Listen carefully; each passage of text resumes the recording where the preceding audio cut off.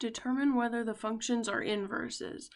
That means you want to plug them into each other, and if it turns out to just be the identity function, which is x, then you know that they are inverses. So here goes, first one. First I find f of g. So f is on the outside, so that will be space minus 3 over 2, and plug in g inside of that, 2x plus 3. Hard part's over, now we simplify. First thing is those 3's cancel, so you have 2x over 2.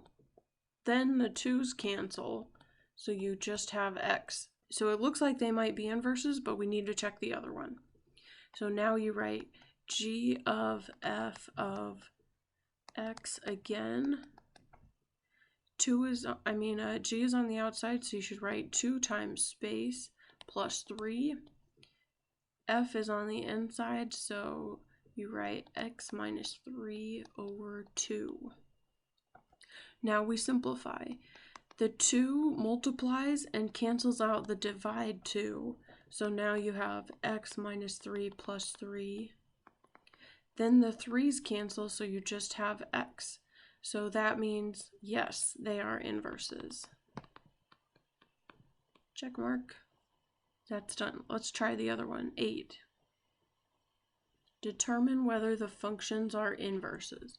So same thing, you start f of g of x, f outside of g. That's what that little o means, outside of. F of outside of g.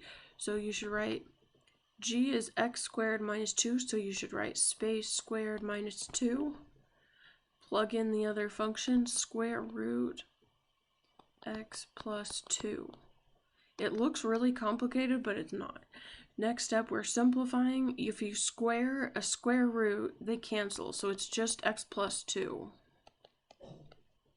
Then your 2's cancel, just x.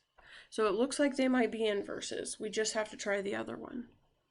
So I set up g of f of x, g outside f, so g is going to be square root of space plus 2.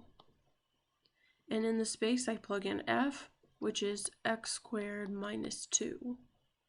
Now we simplify. First thing, those 2's cancel, so I just have square root of x squared.